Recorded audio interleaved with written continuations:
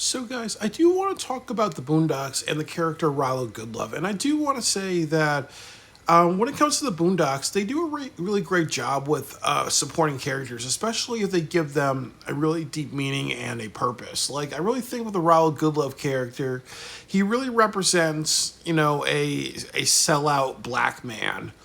And I think that's a very, very important thing to have in a social political commentary type of TV show, as such as the Boondocks, because there's a lot of parallels between Rollo Goodlove and Ed Wensler Sr. Because I said Ed Wensler Sr. is a representative of corporations and banks, and Rollo Goodlove kind of has the same psychology as he does. Rallo Goodlove is very successful and he's very wealthy. And also, he knows how to get spots on media and really talk about his agendas. But in the end of the day, he's only there to really promote his television show. So I do think that, and also like his music and everything like that. So his end game is not really to be for black causes, it's to say that he's for black causes to promote his stuff. He's ultimately a walking commercial. The same way when people talk about, Kanye West, with all the controversies he done, that's a commercial. That's saying, pay attention to Kanye West, therefore buy Kanye West albums. When people say, you look at Donald Trump, as people said, he didn't need to have commercials saying that he was running for a president. He was so much featured on the news every single day, multiple times, almost every hour for almost like a couple of years that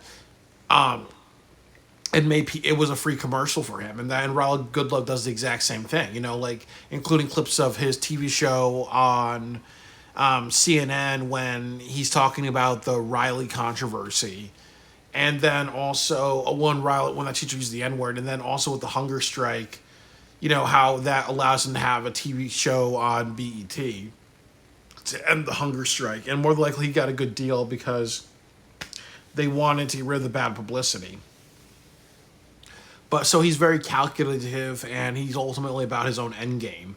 And I do think he's a little bit more kinder than Ed Wensler Sr., but I do think that's because of that idea of, black people understanding the struggle of other black people. So he's definitely trying to encourage Huey in the episode of The Hunger Strike, niggas are going to be niggas, why not sell out or cash in? Because he knows what Huey's life is going to be like. That more than likely, Huey's either going to end up dead because there's people who assassinate black people who try to make causes, or there are just black people like Ralph Goodlove that understand that you can make a big difference, but you can actually sell out and market it yourself off of people's ignorance like he does. And he's just saying, Huey, that black ignorance is something that's a serious issue, and people need to be educated on it to overcome that and believe themselves and cause great differences in America and other places. We need to uplift the black ignorance. But as Rallo Goodlove realizes that media and politics and corporations profit off of black ignorance, the black ignorance industry complex. So he's telling Huey, you need to cash in on that, like he's doing, by saying that he's for black people when he's really for himself by being an activist. And then also, the fact that he wears pink says that he's for gay people when he's just putting that on so he makes himself look good. The same way, you see a lot of politicians who wear like rainbow clothing. Like my dad's gay, and he actually got gay married in the 2010s, but more than likely he did that as a political move, and other things like that. Like there's so much like fakeness. And then the next thing that I would kind of say is that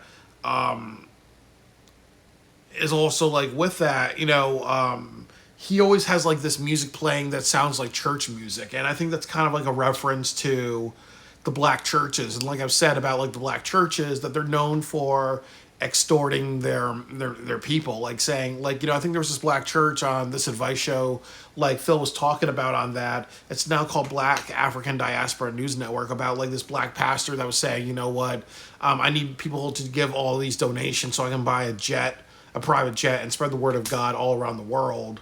Or how like some pastors have mansions, and some pastors would spend money on, like, baby mamas and hookers and strip clubs, or even going to Thailand and having sex with underage girls. Like, they're they're spending on their own indulgence, but also being a hypocrite of the Bible. And then also, like, how much is that going to, running a soup kitchen, helping people who have lost their job by giving them some income so they don't lose their house? How much is that going to support things like Special Olympics, or actually good causes?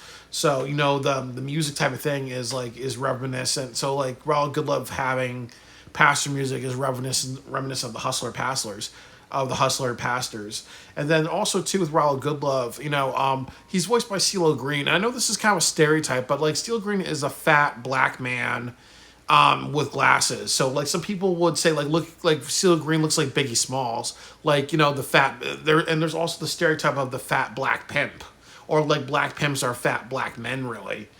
Or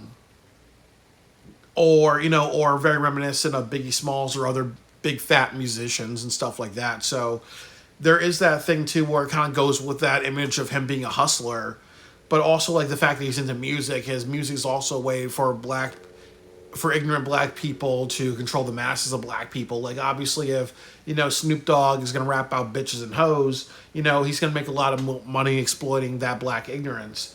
The same way, Rallo Goodlove, some music. I really don't remember any of the lyrics, but more than likely he does the exact same thing.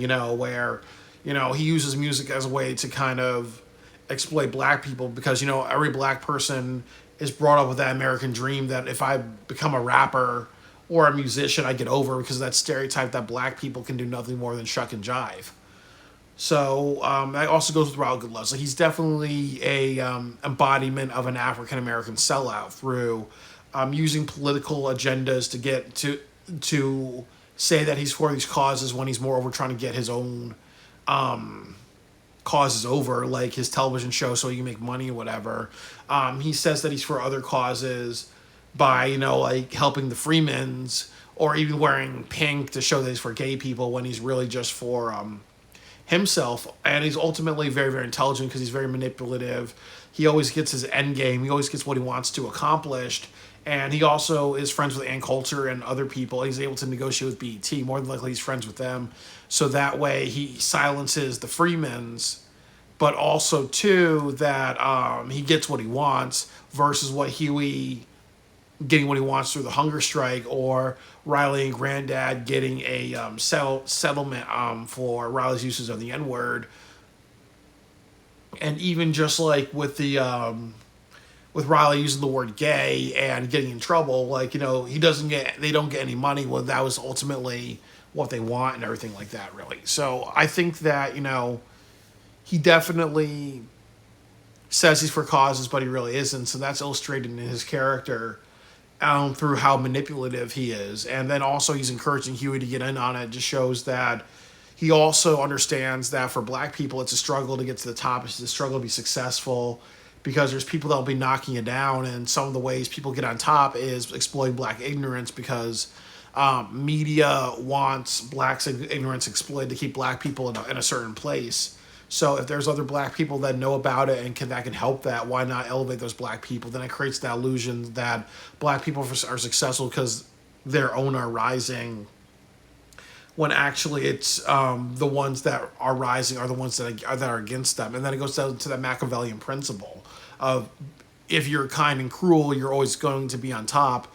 And the kindness in this case is that few black people like Rallo Goodlove rise to the top when they're actually not for black people. So it's the facade that they're actually for everybody when they're not for everybody. It's the facade that the industries are kind because they have these people, but these people are actually tokens, so they're actually cruelty with the disguise of kindness. And then he's telling Huey to get involved in that, because he knows that, Huey's going to go through the same struggles, and it's easier for Huey to have a happy life by exploitation instead of fighting against exploitation. So Rallo Goodlove is a very, very cerebral character about how there are black people that exploit other black people for gains. Um, definitely a house Negro and a cash out Negro.